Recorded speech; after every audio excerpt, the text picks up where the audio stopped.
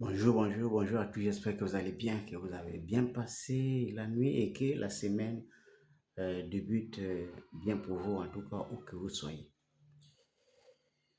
Depuis un certain temps, on a assisté à quelques mouvements là.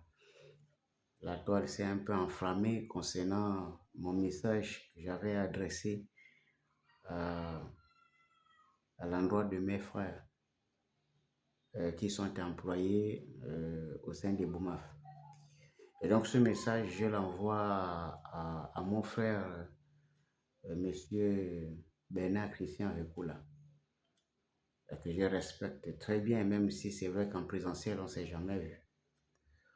Monsieur Bernard Recula, c'est depuis le copie citoyen, son noble combat auprès de Monsieur Geoffroy Fumbola, que je salue au passage, parce que j'ai côtoyé Geoffroy et on a travaillé ensemble à un moment.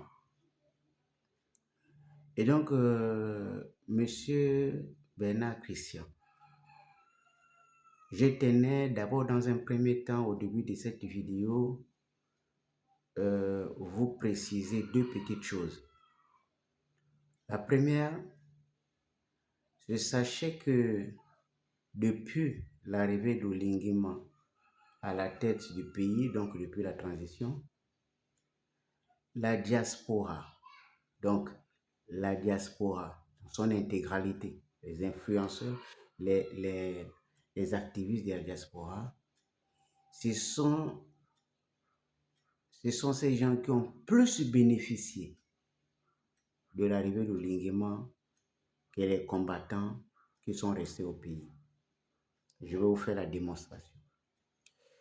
Vous voyez, au lendemain de la formation du gouvernement, plein de membres de la diaspora occupaient des positions très élevées. Je n'ai pas besoin de citer tout le monde.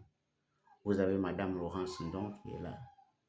Vous avez Monsieur Massimousti qui est là.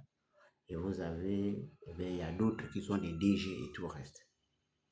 Et comme vous pouvez l'imaginer très bien, et je sais que vous avez cette information, que ce n'est pas l'expertise locale qui manque. Donc on pouvait bien faire d'un activiste du pays un ministre, pourquoi pas. Mais on ne l'a pas fait. Oligi a privilégié la diaspora pour cette main tendue.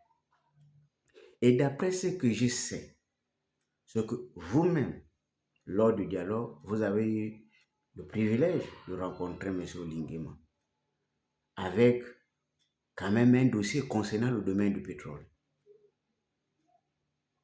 Moi, je suis presque sûr, si ça aurait marché, vous ne serez pas aujourd'hui là où vous êtes en France. Peut-être parce que ça n'a pas fonctionné et malheureusement, c'est souvent comme ça, vous êtes en France. Mais le combat, M. Recula, il y a des gens qui ont commencé ce combat depuis. Et je peux vous assurer que si chacun parle de son expérience, vous, comme les autres, il y a des gars ici dans le pays qui ont commencé la lutte depuis longtemps, mais ils n'ont toujours rien bénéficié. C'est la diaspora qui a tout eu. Des voitures, de l'argent et tout, c'est la diaspora. Et comme vous pouvez le constater, monsieur Recula, si j'avais eu ce privilège d'avoir eu la voiture, l'argent, les maisons de la part d'Olinguema, moi, je n'aurais jamais pris la peine de venir vous dire que c'est faux. Non. Pourquoi? J'aurais accepté avec plaisir. Est-ce que vous comprenez ça? Parce que moi, je ne fais pas la langue de bois. Hein. Moi, je vous dis les choses telles qu'elles se présentent. Mais monsieur Bernard Recula, le combat que vous menez est noble. Mais vous menez ce combat pour qui? C'est pour le peuple gabonais. Et c'est pour ce même peuple gabonais que nous aussi on mène le combat. Et c'est ce peuple gabonais qui a accordé à M. Lingema 94,94% aux élections. C'est ce même peuple-là. Et c'est ce même peuple-là qui a accordé à l'UDB et au PDG la majorité absolue à l'Assemblée nationale et au Sénat. C'est ce même peuple-là. Et c'est ce même peuple-là qui a donné à l'UDB et au PDG la majorité dans les collectivités. C'est ce même peuple-là. Moi, je vous rappelle, M. Bernard Christian Récoula, que personne n'a attaché ce peuple-là pour aller aux urnes. Personne. Ils sont allés pour des raisons multiples. Et donc, lorsque vous parlez du peuple, M. Bernard Christian Récoula, lorsque vous critiquez, parce que moi, je suis vos vidéos où vous apprenez à M. Geoffroy Fumboula, moi, je ne suis pas là pour défendre qui que ce soit. Moi, je ne m'attaque pas aux hommes, monsieur Récoula. Moi, je m'attaque au système. C'est le système qui fait en sorte que les hommes passent et le système reste. Le système ne change pas. Quand vous voulez que les choses changent, il faut que le système change fondamentalement. Parce que les hommes peuvent passer. Tant que le système est là, rien ne changera. Et c'est pour cette raison que malgré l'arrivée de vos compatriotes de la diaspora, Maïmoussi, Laurent Sundon et les autres, vous avez comme l'impression que ça ne bouge pas. Eh bien, si ça ne bouge pas, c'est parce que le système est puissant. Est-ce que vous comprenez ça? Parce qu'il y a des lobbying qui empêchent même le président de la République de se mouvoir. Vous allez me dire à moi que c'est peut-être parce qu'on devient le soutien d'Oligui. Non, c'est pour vous donner la réalité de ce qui existe, monsieur Bernard Christian Récoula. Et la responsabilité des intellectuels que vous êtes, parce que moi je ne me définis pas comme un intellectuel, ça c'est beaucoup d'honneur pour ma modeste petite personne, mais pour les intellectuels que vous êtes, parce que vous vous présentez comme des matières grises. La première des choses qu'on demande aux diplômés et aux intellectuels que vous êtes, c'est de prouver à ceux qui ne réfléchissent pas que vous avez un niveau de réflexion très élevé. Donc, votre niveau de débat, ce n'est pas le niveau de débat de chaque matin, savoir si Oligui a bien dormi, s'il a une troisième femme, s'il a une quatrième femme, si la première dame est fâchée contre l'autre, si le ministre a bu du caïcaï, ou bien encore si l'autre ministre a fait les courses du poisson. Ça, ce n'est pas votre niveau de débat. Monsieur Récoula. Votre niveau de débat, c'est d'éclairer la lanterne sur les vraies questions. La première des questions, monsieur Récoula, c'est pourquoi ça ne bouge pas. Parce que le système france-africain est encore en activité. Et ce système, malheureusement, empêche toute forme d'activité, toute forme d'évolution. On ne peut pas s'émanciper dans ce système. C'est quasiment impossible. C'est pour cette raison que peu importe les intellectuels que vous injectez, peu importe la matière grise que vous injectez à l'intérieur, vous avez l'impression que ça ne bouge pas. Non, ce n'est pas volontaire. C'est conçu, c'est préparé par les intellectuels comme vous, monsieur Diouf, monsieur Bernard Christian Récoula. Et moi, je suis d'autant plus étonné que si vous réfléchissez un peu et que vous êtes conscient que le système france-africain qui est installé, la capitale, c'est la France. Donc, c'est la France qui a conçu un système qui maîtrise aujourd'hui l'ensemble des pays africains dans la pauvreté la plus absolue. Monsieur Bernard Christian Récoula, vous avez cette information et vous résidez en France. Et donc, vous voulez libérer le peuple gabonais qui est dans la misère et vous allez dormir chez le voleur. Vous allez dormir chez ceux qui organisent le vol. Vous allez dormir chez ceux qui organisent les coups d'État. Vous allez dormir chez ceux qui organisent le désordre en Afrique. C'est là-bas où vous allez dormir. C'est là-bas où on vous nourrit. C'est là-bas où on vous loge. C'est là où vous avez l'électricité. Et c'est là-bas où vous avez la liberté de parler. Moi, j'aurais souhaité, pour la conscience intellectuelle, de vous voir émigrer en Russie, comme Bruno Ben Moubamba. Parce que, historiquement parlant, la Russie n'a pas des problèmes avec nous, économiquement, politiquement. Mais vous êtes en France, le pays, la capitale par excellence de la France-Afrique.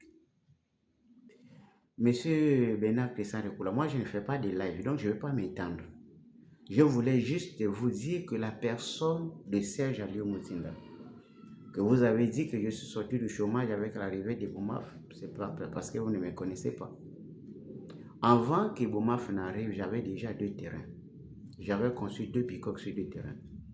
À Ovendo, là où j'étais candidat, je vais revenir.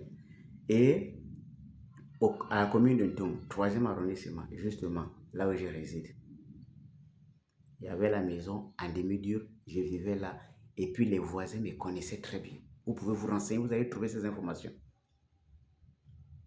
Et donc, avant, j'étais dans mes business. Je n'ai jamais travaillé pour une entreprise. Je n'ai jamais travaillé pour le gouvernement.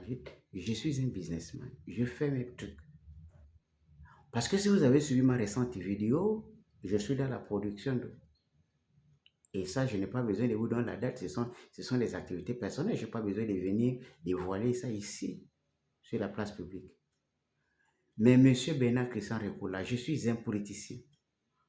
J'ai adhéré, j'étais sympathisant de Pierre Mamboundou pendant longtemps. J'ai quitté le parti de Pierre Mamboundou, j'ai quitté Pierre Mamboundou à sa mort. On s'est séparés à sa mort. J'ai soutenu Pierre Mamboundou en tant que sympathisant juste à sa mort. Mais je n'ai jamais adhéré au parti de Pierre Mamboundou. Parce que j'avais estimé que le parti n'était pas bien structuré, politiquement parlant. Parce que la géopolitique n'était pas respectée. Il y avait plus de pronos dans ce parti et dans la direction de ce parti que les autres ethnies. Moi, j'ai estimé que pour quelqu'un qui veut gérer la nation, une telle direction de parti ne convenait pas à ma vision politique. Donc, je n'ai pas adhéré. Le seul parti politique où j'ai pris ma signature et j'ai adhéré de manière claire, c'est le RHM de Hugues Alexandre Barrot-Chambrier. Pourquoi? Parce que le RHM version Hugues Alexandre Barrot-Chambrier, c'était la nation qui était représentée. Il y avait Ngonjo, il y avait Sylvain Moumoua Djambo, il y avait plein de gens. Il y avait l'ancien ministre de Kokobiche, M. Mengameson, il y avait les Fans, il y avait les Pounou, il y avait les Nzebi, il y avait les Kouta, il y avait dans ce bureau l'ensemble de la crème ethnique du pays. C'est en ce moment que moi, ma vision politique a adhéré à ce parti. C'est le seul et unique parti où moi j'ai adhéré. Parce que moi, je ne combats pas des choses, moi je combats des systèmes. Et pourquoi j'ai adhéré? Parce que moi, je suis contre le système ethnique, le système familial. Moi, je déteste ça. Les partis des familles, les partis d'ethnie, moi, je n'adhère pas dans ça. Je suis parti au RHM lorsqu'on a basculé pour devenir le RPM. Les raisons, c'est personnel. Et moi, je peux vous assurer que moi, j'ai adhéré volontairement au RHM parce que c'est un parti qui s'est assumé. Ils ont assumé le passé, ils ont appelé vers l'avenir. C'est le concept qui m'a attiré. Et quand j'ai regardé l'organisation, j'ai dit, ça c'est bien. Et grâce à ce parti, M. Christian Bernard Recoula, je suis allé au second tour contre le PDG, la machine qui vous a fait la démonstration de la démocratie lors de l'inauguration du palais. J'ai combattu le PDG en 2018. Je suis allé au second tour en 2018. Je suis revenu, et là nous sommes en province, à Rastovi. Je suis revenu à Libreville en 2023 sur la couverture de M. Albert Rondosa, parce que c'était le soutien qu'on avait apporté à Albert Rondosa. J'étais candidat à la mairie d'Ovendo, 2e arrondissement, avec Madame Bago. Vous pouvez aller au ministère de l'Intérieur, regarder les résultats, et vous allez voir mon classement en 2023. La dernière élection, mon dossier a été rejeté. Et donc, j'ai un CV politique, M. Bernard Christian Recoula. Je ne tombe pas dans le n'importe quoi. Si vous avez des problèmes personnels avec Oligui et avec son entourage, donnez au peuple gabonais les informations qui sont vraies. Si l'entreprise Eboma s'est installée au Gabon, devant le ministère du Travail, les inspecteurs du travail, et le ministère des Travaux publics, et tout ce qui a comme batterie. Bon, si personne à ce niveau n'a fait de vérification, quoi que ce soit nécessaire, vous voulez mettre ça sur moi, que c'est moi, Serge Aliou Moussinda, parce que j'ai pris la liberté d'avertir aux frères que Ebomaf, ce n'est pas un ministère, c'est une entreprise privée. Si vous voulez revendiquer, revendiquez dans les règles de l'art, parce que sinon, si demain vous avez un problème, ce n'est pas Bernard Christian Recoula et les autres qui vont venir au secours. Ils ne viendront jamais au secours. C'est des choses que les gens ont déjà subies en politique avec Jean Ping, avec les autres. Aujourd'hui, chacun a fait son affaire, il a mis. Ça, c'est déjà connu. C'est un message de paix que j'ai envoyé. Vous pensez que quelqu'un m'a donné, vous pensez que Ebomaf, c'est un parti politique pour dire que Serge Aliou vient, prend 60 millions, prend ceci, prend ceci. Moi, je suis libre de collaborer avec n'importe quelle entreprise. Ebomaf, il fait partie des industriels, il fait partie des grandes entreprises du pays. S'il a besoin de soutien, c'est normal qu'on puisse apporter le soutien parce que demain, si on veut industrialiser l'Afrique, on va s'appuyer sur qui? Sur les gens qui ont de l'argent. Et le patron des Bomaf, comme Dangote et les autres, c'est les quelques rares industriels que nous avons en Afrique. Ils ne sont pas nombreux. Et vous avez vu ce que Dangote a fait lors de la guerre en Iran, déclenchée par les États-Unis et Israël. Quand le pétrole a eu des problèmes, Dangote, grâce à sa raffinerie de pétrole au Nigeria, a dû stabiliser les prix en Afrique de l'Ouest. C'est de ça que nous voulons. Si on veut avoir une indépendance réelle en Afrique, il faut commencer par industrialiser les matières premières. Et pour industrialiser les matières premières, il faut des gens qui ont de l'argent. Et ce sont ces gens-là qui ont eu la chance d'avoir assez d'argent, qui peuvent injecter dans des pays, développer les industries pour avoir la concurrence avec les autres. C'est dans ce sens que nous, on estime que si un problème arrive, on peut peut-être trouver les problèmes dans la négociation. Si l'administration vous a laissé tomber, on soutient les enfants en disant non, nous on peut négocier. Parce que la confrontation ne va rien donner, puisque ceux qui sont censés protéger ont laissé tomber. Hein, monsieur Christian? Donc, pour finir, je vous dis, monsieur Christian, dans cette histoire-là, si vous pensez que le fait de dire que tel était hier bien et puis il a plongé parce que vous n'avez pas peut-être réussi à avoir la négociation lors de votre passage à la présidence, ou encore, ben, mon frère, si le combat est réel, vous ne résidez pas en France. Thomas Isidore Sankara, il a combattu ici. Il n'a pas combattu ici. Il y a des gens qui étaient avec lui, qui sont morts pour ça. On a vu la révolution en Afrique du Sud, il y avait des gens qui étaient là. Winnie Mandela n'était pas seul, il y avait des acteurs qui étaient là, qui sont morts pour la cause. Donc, il y avait ceux qui étaient en étranger, il y avait ceux qui étaient à l'intérieur. Si vous êtes si passionné par ce qui se passe au Gabon ou ce qui se passe en Afrique francophone, vous ne pouvez pas être en France pour faire ce combat. Changez les pays et prouvez-nous que le combat est réel. Parce que pour libérer l'Afrique, il faut que la France libère l'Afrique. Parce que 90% du malheur de l'Afrique francophone, c'est la France. Et vous le savez très bien. Et c'est cette France-là qui vous loge et qui vous nourrit. Et c'est cette France-là où vous trouvez, vous pensez que la France vous donne cette hospitalité. Pourquoi? Parce qu'on vous aime en France. Vous avez vu les Français aimer les Noirs. On vous donne l'hospitalité, c'est parce que chaque cas est traité de façon politique. On sait que bon, ça c'est les Gabonais, il faut les traiter parce que nous sommes encore en bon terme avec les Gabonais. Donc, pour le moment, on exploite encore le pays. Donc, il ne faut pas les. S'il y a des gens qui sont bousculés politiquement par là, il faut les ramener. Vous pensez que c'est parce qu'on vous aime? Absolument rien du tout.